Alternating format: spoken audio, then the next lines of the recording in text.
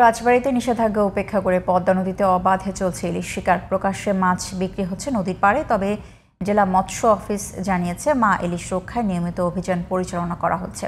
রাজবাড়ীর প্রতিনিধি ইরমান খানের রিপোর্ট, জানাচ্ছেন কিরণ মোস্তফা। মা ইলিশ সংরক্ষণে রাজবাড়ীর গোয়ালন্দ উপজেলার চর কর্নেশা ও চর মজলিশপুর থেকে পাংশা সেনগ্রাম কালীতলা পর্যন্ত প্রায় 65 কিলোমিটার পদ্মা নদীতে 3 অক্টোবর থেকে ইলিশ শিকারে নিষেধাজ্ঞা দেয় সরকার। তবে সেই নিষেধাজ্ঞা উপেক্ষা করে অবাধেই চলছে ইলিশ শিকার। গরিব মানুষ 1000-1200 টাকা কেজি মাছ তার সাল ফলে কিনে খাওয়ানো মুশকিল। এটা দিয়ে 2 সাইড দিয়ে পালি পারে, 2 সাইডে সাল ফলে খাইলেও সবারই কিস্তি এটা সেটা সংসার খরচ সবারই আছে, কিন্তু এখনো যদি আমাদের উপর থেকে কোনো কিছু না সহায়তা করে তাহলে আমাদের মতো জেলেরা না খায় বেশিরভাগ অবস্থায় মারা যাবে। প্রশাসনের চোখ ফাঁকি দিয়ে গোয়ালন্দের দৌলদিয়া কলাবাগান, দেবগ্রামের কাওয়ালজানি ও সদর উপজেলার বরাট অন্তারমড় ও উড়াকান্দা সহ পদ্মা নদীর বিভিন্ন পয়েন্টে চলছে ইলিশ শিকার। চাল ডালে অনুদান দেওয়ার কথা তো দেয় না।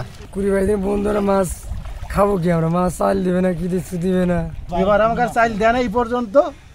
ওই সময় 80 কেজি করে দেয়, এখন 20 কেজি করে দিবি, তাও দেয় না।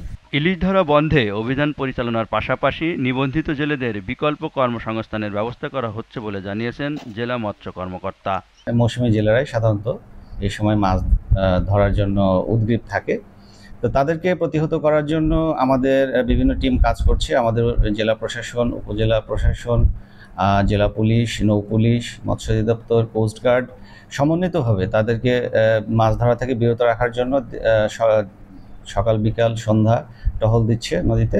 মা ইলিশ রক্ষায় প্রশাসনকে আরও কঠোর হওয়ার পরামর্শ বিশেষজ্ঞদের।